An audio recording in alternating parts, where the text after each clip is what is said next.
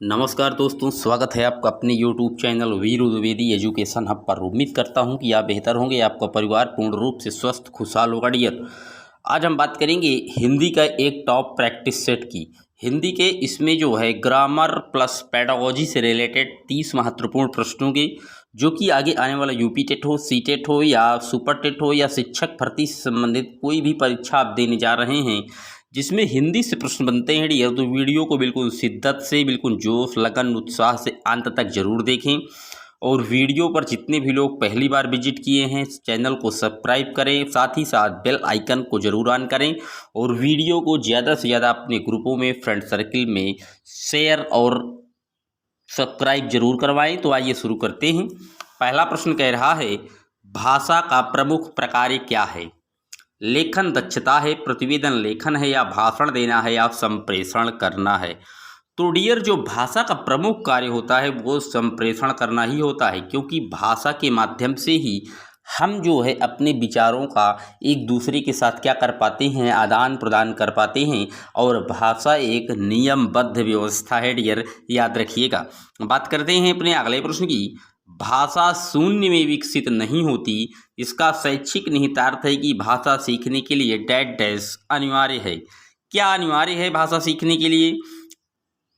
क्या पारिवारिक संवाद अनिवार्य है, सामाजिक अंतःक्रिया, विद्यालय पढ़ाई लिखाई, या भाषा की प्रयोगशाला? तो भाषा जो शून्य से विकसित नहीं होती, इसका जो शैक्षिक निहितार्थ है कि भाषा सीखने के लिए सामाजिक अंतःक्रिया बहुत जरूरी है। बिना सामाजिक अंतःक्रिया के आप भाषा नहीं सीख सकते हैं डियर।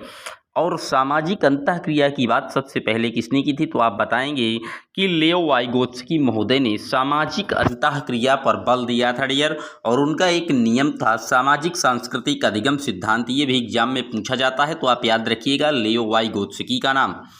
बात करते हैं अपने अगले प्रश्न की।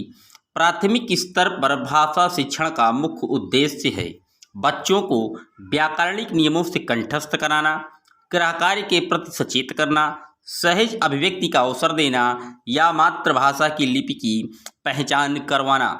तो प्राथमिक स्तर पर जो भाषा शिक्षण का मेन पर्पज है, मुख्य उद्देश्य है डियर, वो है बालकों को सहज अभिव्यक्ति का अवसर देना। जब आप बालकों को बोलने के लिए सहज अभिव्यक्ति का अवसर देंगे डियर, तो वो हर चीज़ अपने आप के हिसाब से सेट करता हुआ बोलने चालने की कौशलों को सीख लेगा डियर। तो सी ऑप्शन एकदम करेक्ट है डियर। बात करते हैं अपने अगले प्रश्न की। निम्नलिखित में से कौन सा कथन प्राथमिक स्तर पर भाषा सीखने के एक महत्वपूर्ण उद्देश्य की ओर संकेत करता है? गणित के पाठ्यक्रम के अनुरूप हिंदी में संख्याएं जानना, संज्ञा सर्वनाम विशेषण और वचन की शुद्ध पहचान करना, भाषण वाद विवाद और कविता पाठ में भाग लेना, या भाषा को अपने परिवेश और अनुभव को समझने का माध्यम मानना? तो डियर, प्रश्न कह रहा है कि प्राथमिक स्तर पर भाषा सीखने का महत्वपूर्ण उद्देश्य और संकेत क्या है। तो जब बच्चे को आप जो भाषा है वो स्वयं उसके परिवेश और अनुभव से समझने का माध्यम बता देंगे, तो वो जल्दी सीख लेगा। इसलिए इसका जो सही ऑप्शन है वो डी एकदम करेक्ट है, क्योंकि बालक जिस परिवेश से आता है उसकी अपनी एकमात्र भाषा होती है डियर, और वो उसी भाषा में जल्दी जो है पकड़ पाता है क्वेश्चन को, या सीखने की जो गति होती है वो उसी की लैंग्वेज में ज़्यादा तेज होती है। इसलिए बालक को अपने परिवेश एवं अनुभव को समझने का माध्यम मानना चाहिए डियर। डी ऑप्शन एकदम करेक्ट है। बात करते हैं अपने अगले प्रश्न की। भाषा सीखने में शब्दकोश का बहुत महत्व है, निम्नलिखित में से शब्दकोश का सबसे कम महत्वपूर्ण उपयोग कौन सा होगा? आपको बता दें कि आप जानते ही हैं कि शब्दकोश एक जो है जिसमें आपको ना पता हो तो आप उन चीज़ों को शब्दकोश में देख लेते हैं डियर और सीख लेते हैं। तो शब्दकोश का सबसे महत्वपूर्ण उपयोग कौन सा है, प्रश्न ये पूछ रहा है। अक्षर वर्णों को क्रम से जानना, किसी शब्द का अर्थ जानना, किसी शब्द का समानार्थी अर्थ देखना, या किसी शब्द की सही वर्तनी जानना? तो शब्द का अर्थ जानना बहुत अच्छा चीज़ है, ये तो इसको जानना चाहिए शब्दकोश से देखकर। किसी शब्द का समानार्थी अर्थ भी जानना ये भी जरूरी है डियर। किसी शब्द की सही वर्तनी भी जानना है, लेकिन अक्षरों के वर्णों को क्रम से जानना डियर। क्रम से जानने में क्या मतलब है? आप कोई वहाँ सीक्वेंस सेट करने का कोई अर्थ नहीं कि आप क्रम से चीज़ों को देख रहे हैं। हमें क्रम से कोई चीज़ को या उसको जो है टेबल में नहीं सीखना डियर। टेबल से हमको क्या लगाना है कि उसका क्रम जानने की पहले ये आएगा पहले वो आएगा, हमें तो सिर्फ ज्ञान को एब्जॉर्ब करना है डियर बालकों में। तो यही इसका गलत ऑप्शन है, ये एकदम गलत है डियर। बात करते हैं अपने अगले प्रश्न की। जब बच्चे भाषा से भिन्न कोई विषय पढ़ते हैं तो वो क्या करते हैं? साथ साथ भाषा भी सीखते हैं, साथ साथ परीक्षा की तैयारी करते हैं, केवल अवधारणा ही बना पाते हैं या केवल विषय ही पढ़ते हैं डियर? तो बता दें, जब बच्चे भाषा से भिन्न भी कोई विषय पढ़ रहा है तो पढ़ तो रहा है डियर ना, तो पढ़ना किस में आएगा? वो कहीं ना कहीं भाषा को ही तो सीख रहा है, तो पढ़ने के साथ साथ भी वो भाषा ही सीख रहा है डियर। ए ऑप्शन एकदम करेक्ट है डियर। बात करते हैं अपने अगले प्रश्न की। भाषा शिक्षण में खेल का सर्वाधिक महत्वपूर्ण स्थान है क्योंकि भाषा शिक्षण को कम श्रम करना पड़ता है, खेल भाषा को विस्तार देते हैं, खेल में आनंद आता है, खेल में शारीरिक विकास होता है डियर। तो भाषा शिक्षण में खेल की बात लिखी है, तो खेल जो है वो भाषा को विस्तार देते हैं डियर, क्योंकि खेल में भी बालक जो है भाषा का ही तो प्रयोग करता है डियर, आपको पता है। और खेल में ही भाषा छुपी हुई होती है और इसलिए खेल से भी भाषा का विस्तार हो जाता है डियर। तो जो बी ऑप्शन है एकदम करेक्ट है। बात करते हैं अपने अगले प्रश्न की। भाषा शिक्षण में बालकों में मौखिक कौशल के विकास के लिए डैश डैश सबसे कम महत्वपूर्ण है। सबसे कम महत्वपूर्ण पूछ रहा है डियर। किसी विषय पर चर्चा करना, बच्चों की बात को धैर्य से सुनना, प्रश्नों के उत्तर पूछना या अपनी बात कहने का पूरा मौका देना। तो मौखिक कौशल के विकास में जो सबसे कम होगा, किसी विषय पर चर्चा करना, ये तो जरूरी है। जब आप किसी विषय पर चर्चा करेंगे डियर तो मौखिक भाषा इंक्रीज होगी इससे। बच्चों की बात को धैर्य से सुनना बिल्कुल सही है। आप बालकों की बातों को सुनेंगे नहीं, जब आप समझेंगे नहीं कि वो कह क्या रहा है, तो आप सही से कैसे टीचिंग मेथड को अप्रूव कर पाएंगे? तो ये भी सही है। प्रश्नों के उत्तर पूछना ये कम सही है डियर। अगर आप सिर्फ प्रश्नों के उत्तर पूछ रहे हैं तो बालक सिर्फ प्रश्नों का उत्तर दे देगा और शांत हो जाएगा, उसका कोई भी किसी भी प्रकार का मौखिक कौशल का विकास नहीं हो पाएगा। सी ऑप्शन एकदम करेक्ट है। यही पूछ रहा था कि कौन सा कम महत्वपूर्ण है, तो सी ऑप्शन कम महत्वपूर्ण है डियर। बात करते हैं अपने अगले प्रश्न की। भाषाई कौशलों के संदर्भ में कौन सा कथन सत्य है? भाषाई कौशल एक साथ सीखे जाते हैं, क्रम से नहीं। भाषाई कौशल एक दूसरे से स्वतंत्र होते हैं। भाषाई कौशल एक क्रम से सीखे जाते हैं या भाषाई कौशल एक दूसरे को प्रभावित नहीं करते? सत्य पूछ रहा है डियर। तो भाषाई कौशल जो है एक साथ सीखे जाते हैं, इनमें कोई क्रम नहीं होता कि आप कह दें कि पहले हम सुनेंगे फिर बोलेंगे फिर पढ़ेंगे लिखेंगे, तो कोई क्रम निर्धारित नहीं है। सुबोपाली एक ट्रिक मानी गई है कि भाषा के 4 कौशल हैं, सुनना, बोलना, पढ़ना, लिखना, लेकिन इनका कोई क्रम निर्धारित नहीं है। कोई बालक पहले बोलने लग जाता है बाद में लिखता है, कोई पहले लिखने लग जाता है बाद में बोलता है, तो क्रम निर्धारित नहीं है, बल्कि क्या है, अंतः क्रिया के माध्यम से हम चारों कौशलों को एक साथ सीख लेते हैं डियर। तो ए ऑप्शन एकदम करेक्ट है। बात करते हैं अपने अगले प्रश्न की। भाषा विकास के संबंध में कौन सा कथन सही नहीं है? भाषा विकास व्यक्ति निरपेक्ष होता है। बड़ों के संपर्क में भाषा विकास की जो गति है वो तीव्र कर देता है। भाषा विकास व्यक्ति के सापेक्ष होता है। प्रारंभिक भाषा परिवेश की समृद्धता भाषाई विकास में सहायक होती है। तो नहीं पूछ रहा है डियर, तो भाषा विकास व्यक्ति निरपेक्ष नहीं होता, बल्कि व्यक्ति के क्या होता है, सापेक्ष होता है, और यही इसका सही ऑप्शन है, क्योंकि गलत ही पूछ रहा था। तो ए ऑप्शन एकदम करेक्ट है डियर। बात करती हैं अपने अगले प्रश्न की। उच्च प्राथमिक स्तर पर भाषा शिक्षण का एक महत्वपूर्ण उद्देश्य है भाषा की नियमबद्ध प्रकृति को समझना, भाषा के आलंकारिक रूप को पहचानना, भाषा के व्याकरण को कंठस्थ करवाना या साहित्यिक विधाओं में रचना करना।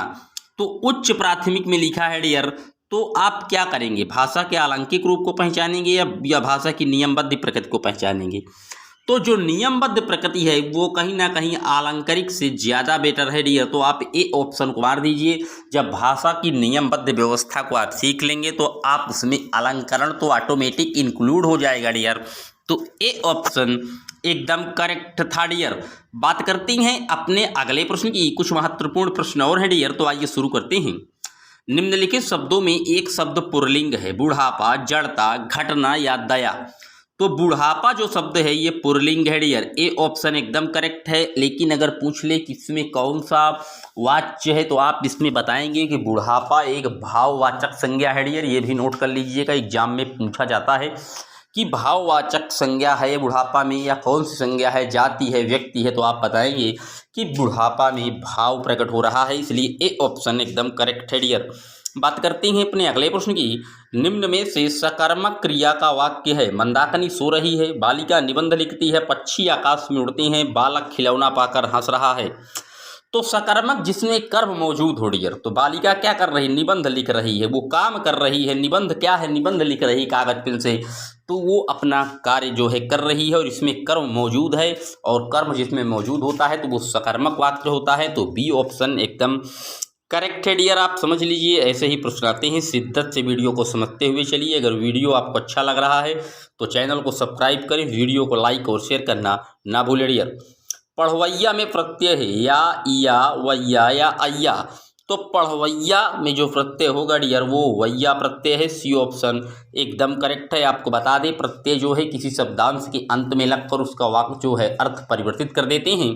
अगर उपसर्ग पूछे तो वो पहले लगते हैं डियर, दोनों में अंतर नोट रखिएगा।